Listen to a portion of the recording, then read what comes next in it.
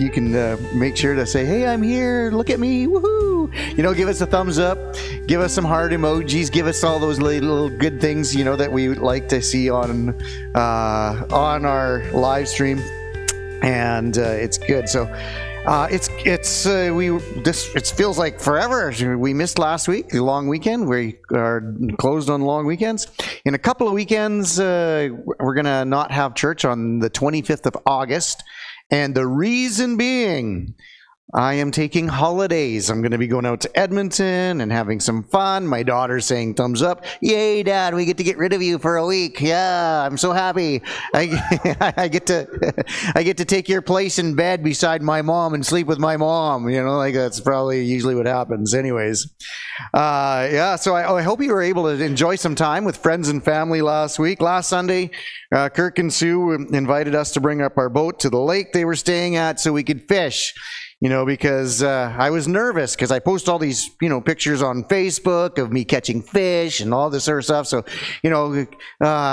all of a sudden somebody wants to take you fishing at a lake that you haven't fished at for 30 years. And you're like, there's pressure, man. There is pressure that you got to catch fish. And so, we went out there and I did not disappoint. I was able to find the fish. Kirk, I'll even admit, probably caught even a little bit, couple more fish than me. I'm not sure, because at the very end, I was catching, these little pike left, right, and center, and he was catching nothing. So I might have caught up to him. I'm not really sure. But it took an hour, and it took some different types of fishing, but we caught fish. And did you even have a fish fry yet? Oh, they didn't. Oh, we filleted the fish, and boy, they must be in the freezer. But my favorite moment of that trip was Kirk caught probably the biggest fish of the day, about this big. No. It was probably the biggest fish of the day. I'm going to get the stringer, because I don't have a live well in my boat to put the fish on the stringer. Kirk's holding it like this on the outside of the boat, and all of a sudden the fish wiggles and escapes and jumps into the water. And you should have seen Kirk's face, the biggest fish of the day, gone into the water. Sploosh! And it was so fun. Although there was another cool moment there. I was reeling in my hook, and it was right beside the boat, and I pulled the hook out of the water, and all of a sudden this fish jumped at my hook out of the water in sploosh and scared Sue. She was because it splashed right beside her. That was kind of cool too. But for all of you joining us online, welcome. You are family, and we love you. So today, and over the next few weeks that I'm going to speak when we're here, I want to talk to you about unlimited. I didn't know whether to call it unlimited or limitless. It kind of means the same, but unlimited or limitless. Maybe it should be limitless. Limitless. What is limitless? God is limitless. God is unlimited. And so today we're going to be talking about unlimited atonement. And what does that even mean? We use this word atonement in Christian churches, but we don't, what does that mean? So I want to get into that a little bit this morning. Let's just pray. Father, I thank you for those that are here this morning. I thank you that you are teaching us. I pray that your Holy Spirit would just drop nuggets into our heart that we can grab onto, and that we will know that you are better than we ever thought you were. Lord, you're more loving, you're more gracious than we ever can imagine. And so, Father, just by your Holy Spirit, teach us this morning in Jesus' name. Amen. So for a lot of my Christian life, I should say, I didn't know it, but I was putting limits on God, I used to talk about, letting God out of the box. The problem is God was never in the box. I was in the box, and the box surrounding me was everything I thought God was. And then outside of the box was what everything God wasn't. The problem is outside of the box is everything God is, and inside the box is me, and I put these barriers around who God is. And so I didn't know it. I didn't really understand it, but I put limits on his acceptance. I put limits on his forgiveness, and I put limits on his grace. For example, I would say that God will forgive you if I would put that if, a condition on it. God will forgive you if you say a sinner's prayer and ask God to forgive you. I would say that God will accept you if you obey every word in the Bible and ask God to forgive you. I would say that God has grace for you if I put a condition on His grace, on His acceptance. If you put your trust and faith in Him, then God has grace for you. And if is a conditional word. You know, some of us parents, we have, kids, and it's like, I will give you money if you do the dishes. Or wash my truck. Yeah, that's a good idea. There we go. I will, if we put conditions on things. And so we live in a culture, in a society that we have conditions. We use this all the time in buying and selling. I use it in selling. Yeah, you can take any appliance in my store if you pay the money. And if you do this, you can have it, right? You can, if you pay at the checkout in Walmart, if you go into Walmart, if you go to the checkout, Walmart will let you out of the store with the product. And I was thinking about this a little bit, and all of a sudden it's relating to God. And I was thinking about when I am in Walmart and I pick up an item and I'm walking around the store, right? I am free to take that item. I'm free to put it in my cart. I'm free to walk around with it. I'm free to do anything as long as I'm in the store. Right? I am actually trapped in the store if I have that item. You can't get out. Well, you're stuck in the box called the store as long as you have that item. I can't walk out of that store with something that's theirs. Well, you can, I guess, but you will pay the price. And the choice is, when I have that item in my hand, which price am I going to pay? Am I going to pay the price at the checkout where I pay the money and walk out of the store freely? Or am I going to take that item, walk out of the store and pay the price where I might get charged, or somebody might tackle me, somebody might, say, give that back, or you'll never be able to come back into this store again. So which is the price I am willing to pay? When you walk out of the store, not only there's a price, there's punishment that comes with it. And I was thinking about it, that's not grace, that's the law. The law is you can have anything in the store as long as you pay for it. You can do anything as long as you pay for it. But what would happen if the richest person in the world bought Walmart and said, come, I have bought this place. I've bought all the product. I want you to come and I want you to take freely everything, anything that you want. And you can walk out of the store. I'm just giving it to you.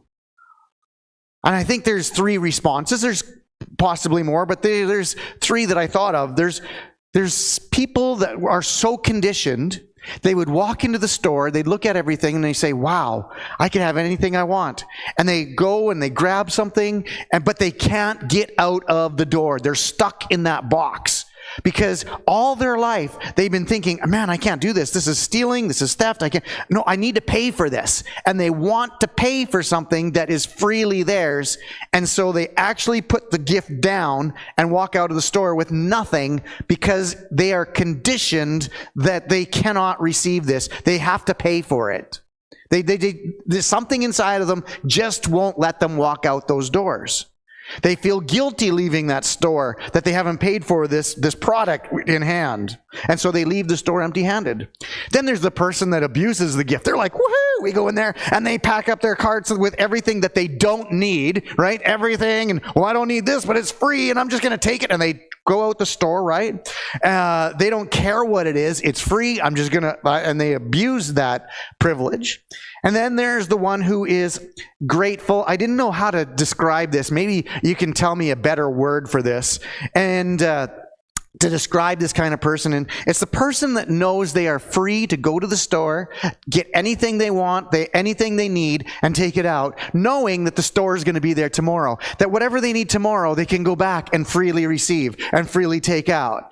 That is grace. They're conscious of others. They bring others to the store to get what they need. They aren't trying to hoard the stuff as much as they can because they know that whatever they need, they'll be able to get it anytime. they can always go back, whatever they need, they can get it. So they take milk, for example, today, knowing that, what's milk? 10 days. In 10 days, they'll be able to get more milk because after a certain amount of time, it spoils. That person that hoards everything and then they don't use it, it actually kind of just spoils, and then they just have to throw it out.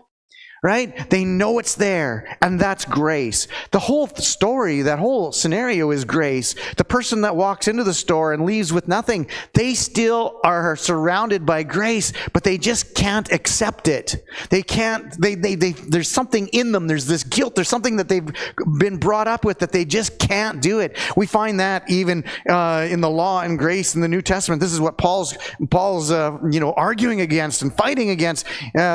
Jesus came and he freed us from the law, but there's people so entrenched in religion and the law that they can't break free of that and enter into grace. So they leave with nothing because they feel like they need to pay for it. They need to pay for it themselves.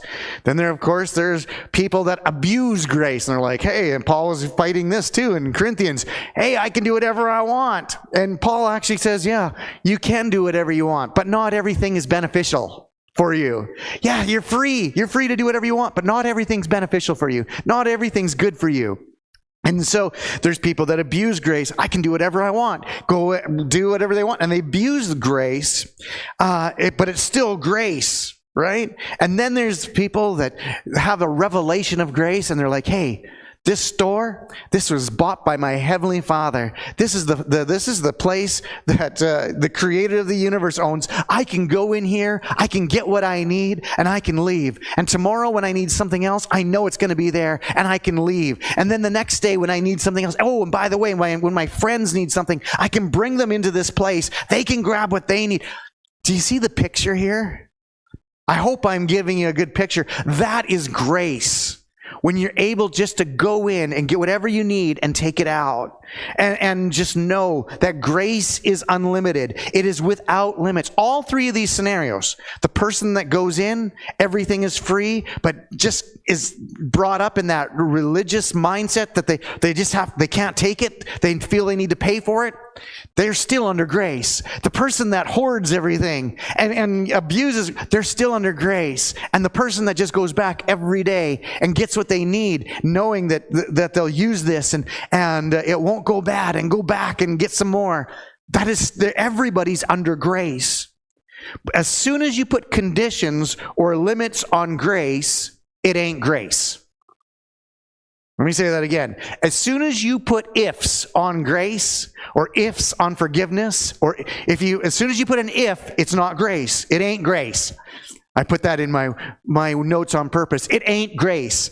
I put ain't in. I don't know if my mom's watching because she just hated that word when I was growing up. I would say it ain't.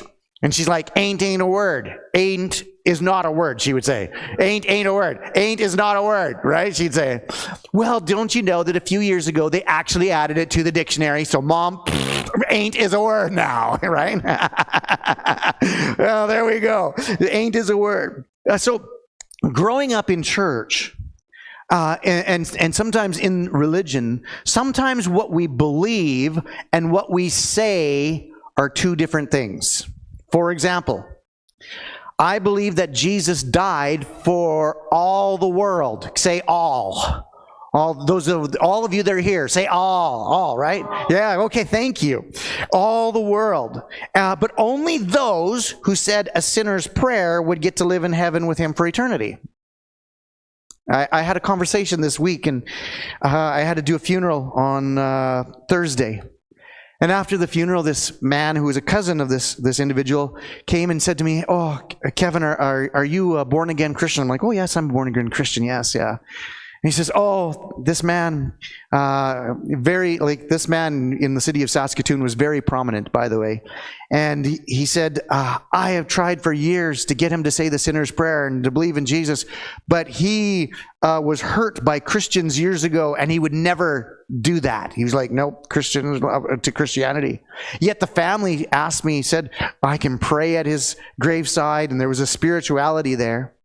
And he says, "And now I feel he's lost forever." I'm like, "Oh, can I show you something?" I said to him, because this is an older guy. older man.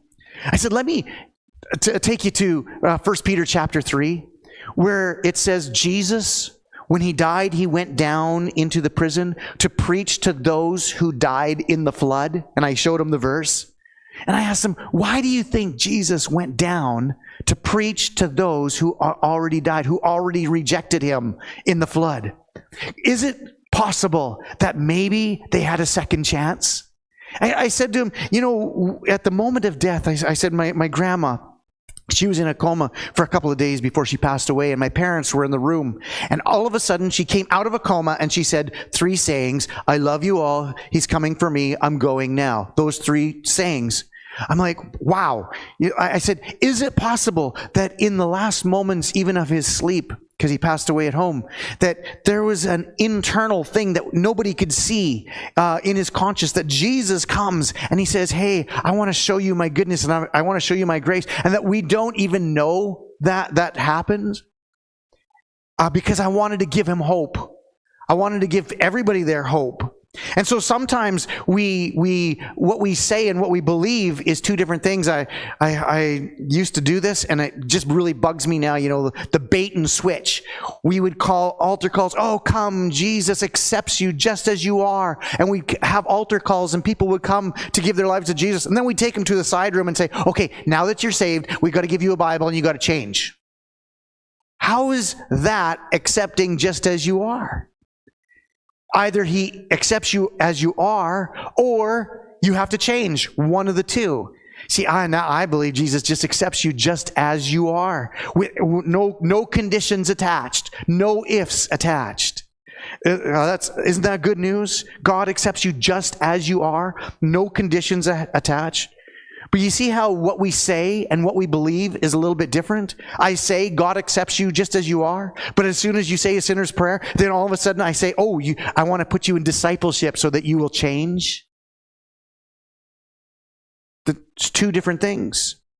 I believe that Jesus died for the sin of all humanity, but I also believe that not all sin was forgiven, because it was up to you to ask. I used to believe that. So I used to believe that all sin is forgiven, but yours isn't until you ask. Which doesn't make sense. Jesus would only forgive your sin if you ask, is what I believe. But then Isaiah says, I forgive you for my sake. Do you know what he's saying? What God's saying? I can't hold your trespasses against you because it does something to me. Do you know what happens to you when you hold grudges against somebody else, or you're trying to keep score? And do you know what it does to your mental health? It just absolutely, oh my gosh, it just destroys your mental health when you hang on to these grudges. God knows that. He says, so I am letting go of everything for my sake. I forgive you, not for your sake, for my sake. That's as believers, we ought to take that same stance and say, you know what? And it's hard. I forgive you, not for your sake, but for my sake. The one that is bound with unforgiveness is you, not me. If you have unforgiveness towards me, you're the one that's bound. If I have unforgiveness towards you, I'm the one that's bound. I used to believe that if I didn't forgive you, I was binding you up. You're not. That's not true. The one that is bound is me. I believe that you could be accepted by God, but until you put your faith in him, you're also rejected by God. You see how we say something? Oh, you're accepted by God. But until you put your faith in him, you're rejected by God. These 2 things just don't correlate. They don't go together. And I placed limits on God's grace. And in some areas, I still catch myself placing limits on God's grace. I don't have it all yet. I am free to admit that there's sometimes I don't even want God to be gracious. I want to be like Job. Job, when he's sent, not Job, sorry, not Job, Jonah. Jonah, when he's sent to Nineveh, and he preaches to Nineveh, and the whole town, the whole city turns, and Jonah's up on the hill, and he's saying, oh, God, I'm waiting for you to destroy them. He says, I didn't even want to go there because I knew you were gracious and compassionate and slow to anger. I knew you would do this, and I wanted them dead. Sometimes I find myself being a little bit like Jonah. God, I don't know why you're so gracious. I don't know why you're so compassionate. I knew you would be like this. I didn't even want to talk to them about you because I knew you're gracious. Sometimes I find myself a little bit like Jonah. And then there are a group of Christians that take this limit, like I put limits on God's grace, and they take it even farther.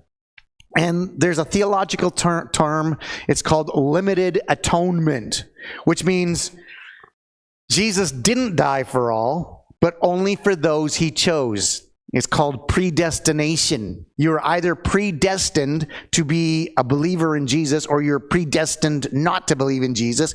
You're either predestined to go to heaven, or you're predestined to go to hell. And I call malarkey on all of that. It's all malarkey. But people do believe that. So if you're not chosen, there's no hope for you. He's predestined some, right? And if you are a believer, you happen to be one of the lucky ones. That's just not God. That's not his nature. That's not his character. Did Jesus ever do that to anybody in the Gospels? Because our vision of God has to look exactly like Jesus. Did Jesus ever say to somebody, "Oh, I'm sorry, no, I guess you weren't chosen, so sorry, I got to go by"? No. He healed all who were oppressed. So if you ever come across Christians that believe this, just tell them that your God is better than that. Just tell them that his nature and his character is better than that. And so for the next few moments, I want to talk to you about this word atonement, because we get it wrong. And there's reasons we get it wrong. I want to show you the reasons that we get it wrong. But this Christian term, this theological term called atonement. So first of all, the reason we get it wrong is our culture. In our culture, atonement is doing something to rectify a wrong that you did. So you'll see this, a child goes and they spray paint their neighbor's fence, or go down and they're causing destruction. And so to atone for what they did, the parent, or in some cases, even the judge will say, okay, what you need to do is you need to go and you need to paint that fence. You need to cover up the wrong that you did, and you have to atone for your wrongness. Our culture's filled with this. It's one of the reasons we've got a wrong interpretation of what God's atonement is. And so atonement is doing something to rectify the wrong you've committed. And in some denominations, Christian denominations, you actually pay a church to rectify a wrong. You can go in, you can pay for a candle, you can light the candle, you can, it's a way for a church to make money. It's wrong, but it's a way that you can atone for your sin.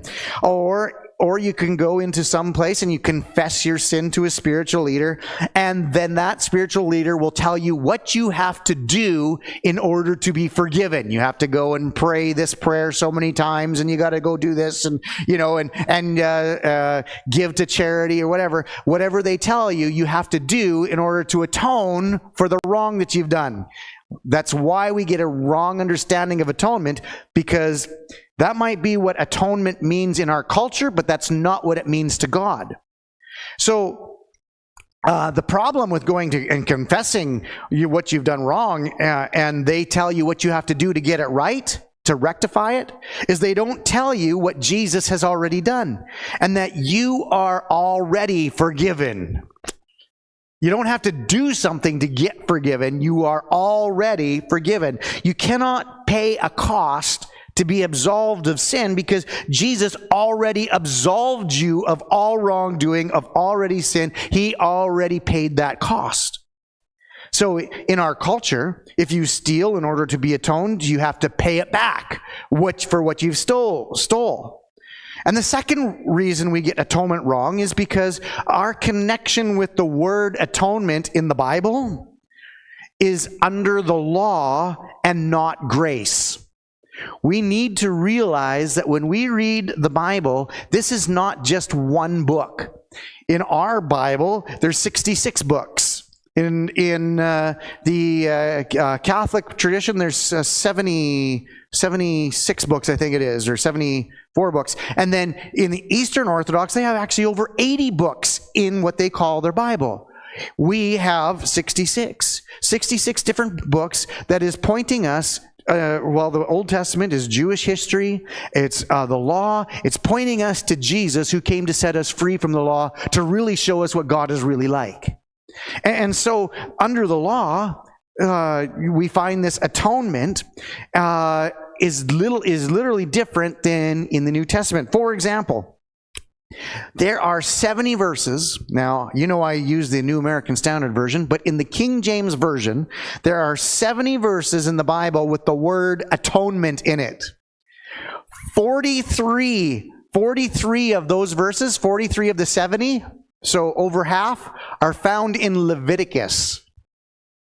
65 of those verses are found in Exodus, Leviticus, and Numbers. So 65 out of 70 verses with the word atonement in it are found in those three books, which we know is the law, right? And in the New Testament, in the King James Version, there is only one verse with the word atonement in it in the New Testament. I was shocked when I looked that up, because we have made this whole theological circle and this whole thought on the word atonement. And in the New Testament, the Apostle Paul if you use the word that is used for atonement, he only uses it 4 times in the entire New Testament. And if you take a break off that word, that's only 10 times in the whole New Testament. And the Greek word that is used is only used 4 times. And the word atonement has a different meaning in the Hebrew Old Testament than it does in the Greek New Testament. So don't hear what I'm not saying. I'm not saying that we should get rid of the theology of atonement. Okay? That's not what I'm saying. But I do think we should have a better understanding of what it means. See, in the Old Testament, we have a picture. They had a Day of Atonement, right? And on a Day of Atonement, the high priest would get up and they would have to do all these cleansing ceremonies. And then they would take 2 goats.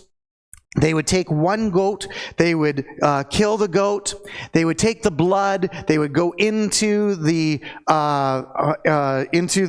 Holy of Holies, they would sprinkle the blood on the Ark of the Covenant on the altar for the forgiveness for all the people, the whole nation of Israel.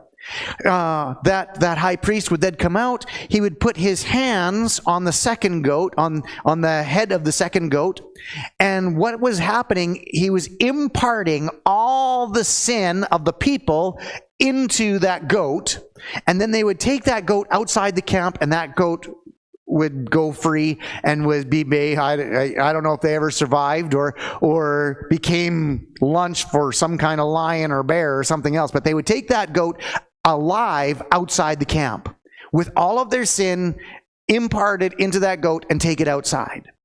So that was the Day of Atonement. The atonement was you had to do something to get forgiven. You had to do something to rectify the wrong that you did. And then every day, the Bible tells us, and especially in Hebrews, is talking about the priests every day. If you sinned, you would go and you would make a sacrifice to atone for your sin. You had to do something. Somebody had to die or something had to die so that you could be free from the guilt of that sin. So that's one of the reasons we get this wrong idea of atonement, that I have to do something to rectify what I've done wrong. And so the problem under the Old Covenant with all these sacrifices was sin was never dealt with. It was never conquered. It was always there. And every year they had to do the same ceremony over and over and over again. And Jesus, we find out, he comes and he dies once for sin. All of humanity's sin, just like in the Old Testament is a picture of what's happening in the New Testament, all of humanity's sin, all of the world's sin is imputed into Jesus, the disease of sin, and then Jesus dies, and when he dies, sin dies. Sin died. When Jesus rose from the dead, he did not raise sin again. Sin stayed dead. So he conquered sin. He conquered death. He conquered hell. He conquered the devil in his death. Jesus died once for all sin, for all time, past, present, and future. And so I want to just quickly take a look at what the writer of Hebrews says in Hebrews chapter 9. And I know there's quite a few verses here. Let me just read them to you, verses 1 to 7, and we're going to jump a little bit. It says, "Now even the first covenant had regulations of divine worship and the earthly sanctuary. For there was a tabernacle prepared, the outer one, in which where the lampstand and the table with the sacred bread, and this is called the holy place. Behind the second veil there was a tabernacle which is called the Holy of Holies, having a golden altar of incense and the ark of the covenant covered on all sides with gold, in which was a golden jar holding manna and Aaron's rod which budded and the tables of the covenant. And above it were the cherubims of glory overshadowing the mercy seat. But of these things we cannot speak in detail. Now, when these things have been prepared, the priests are continually entering the outer tabernacle, performing the divine worship.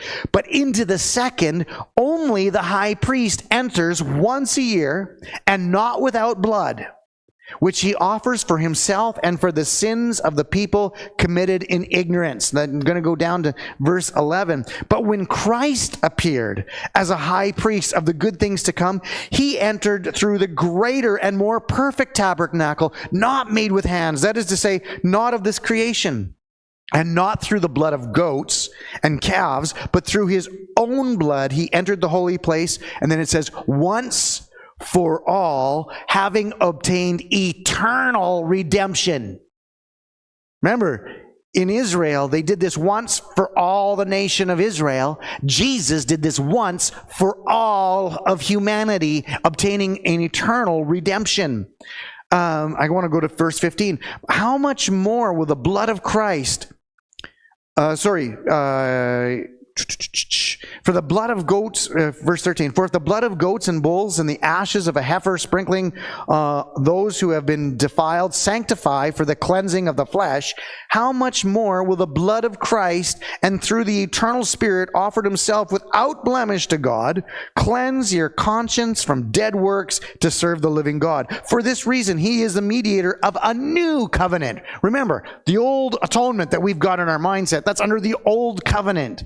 It is paying for your own sin. It's paying to be justified, paying for your cleansing. But it says, he is the mediator of a new covenant, so that since a death has taken place for the redemption of the transgressions that were committed under the first covenant, those who have been called may receive the promise of an eternal inheritance. Guess who's been called? You've been called. We've all been called. The whole world's been called.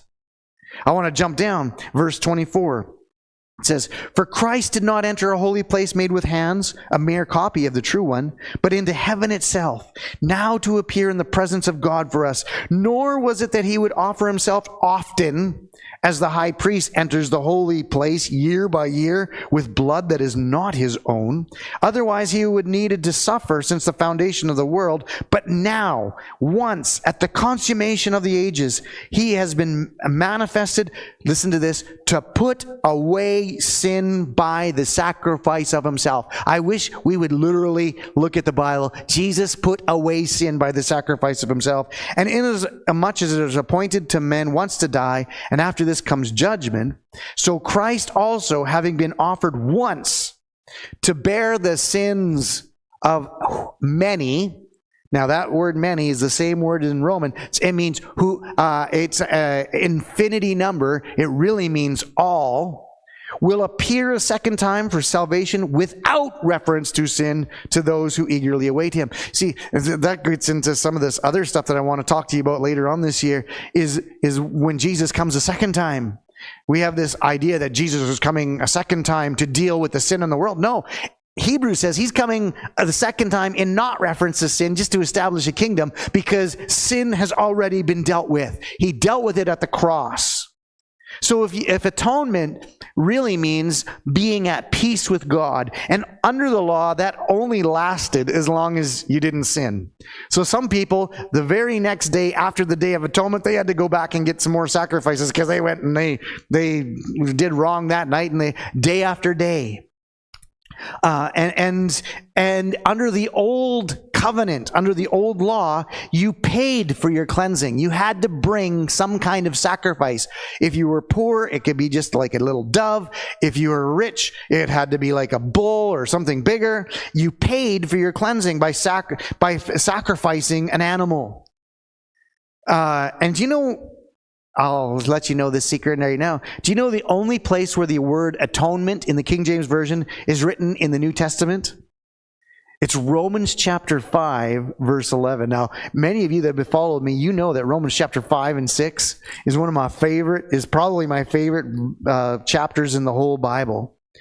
And in the New Testament, the word atonement means an exchange, restoration, favor, reconciliation. Can I say that again?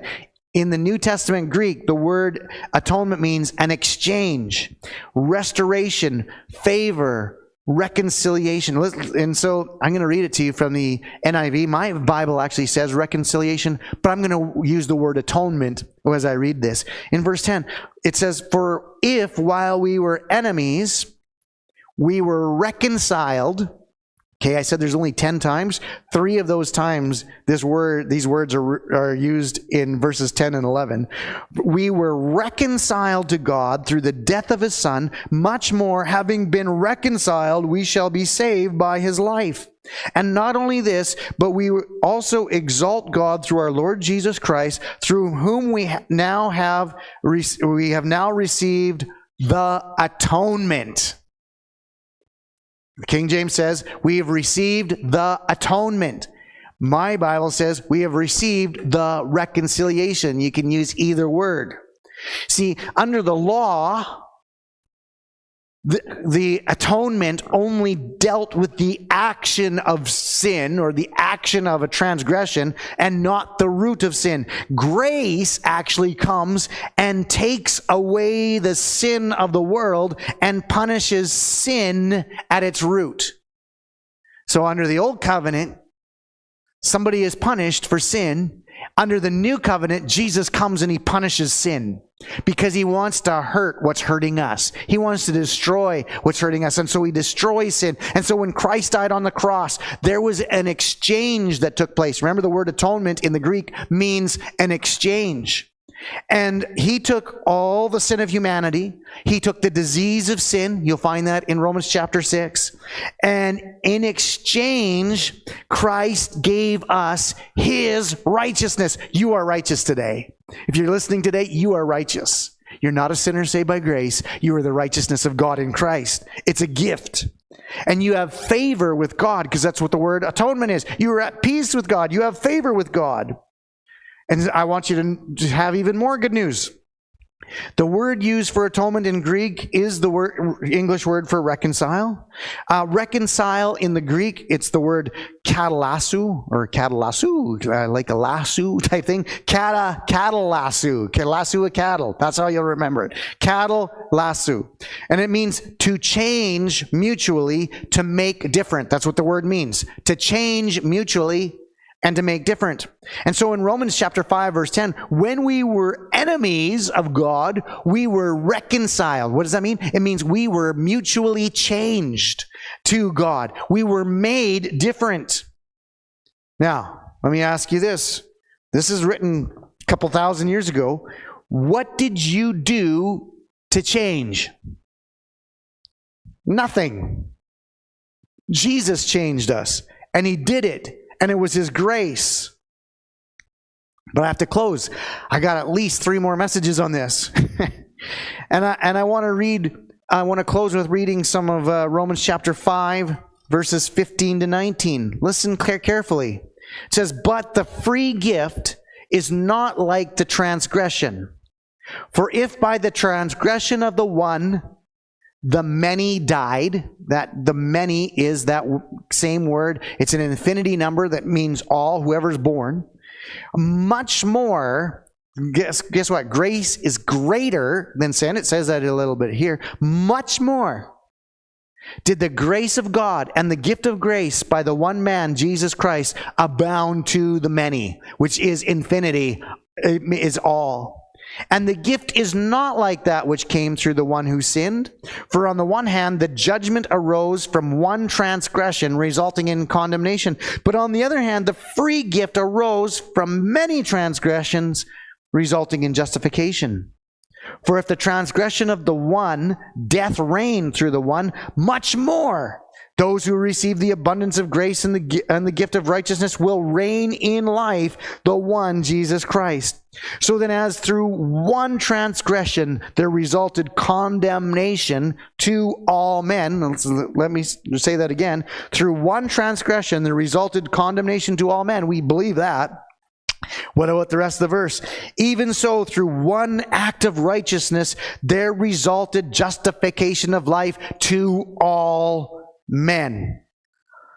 For as through the one man's disobedience the many were made sinners, and we believe that all were made sinners. Let's read the rest. Even so, through the obedience of the one, the many, the same word, the all, will be made righteous. Oh my goodness. I find it funny and annoying that people want to take the Bible literally, and they want to follow the Jewish messianic way of living and eating kosher and all this, different things, and celebrating on the Sabbath, which is Saturday instead of Sunday. They want to take it literally, but they don't take Romans chapter 5 literally.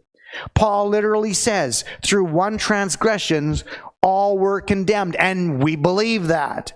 But we don't believe that through one act of righteousness, the result is justification of life to all men. And yet that's exactly what Paul wrote. He said, so I wish we would really believe it literally, that when Paul said all were condemned, and then he says the result is justification of life, I wish we believe that. We believe that when Paul says through one man's disobedience, all were made sinners, but then in the very next part, he says, through one man's obedience, all will be made righteous. I wish that those that literally took the Bible and believes everything literally would believe Romans chapter 5 literally. Literally what it says. Can you imagine if we literally believe Paul? We only believe half of what he says. We believe all are sinners. We believe all are condemned. But we have also believed in the limitations of God's grace, that only some will be justified. And only if you do something, that's the Old Testament, you have to do something to be cleansed. So you're only justified if you do something, if you say a sinner's prayer, or if you follow this, or so that's what we believe, and that's wrong. Jesus gave it to us as a free gift. It's not like atonement in the Old Testament. Only some will be, we believe that, all were condemned, but only some will be made righteous. But only if you do something to become righteous. We have said, oh yes, we're all sinners, but to become righteous, I just have to say the sinner's prayer. No, Jesus made you righteous. It is his gift to you through his own blood, and he did it for the world. He made a change at the cross. At the consummation of the ages, in what Hebrews says, the consummation of the ages is the cross.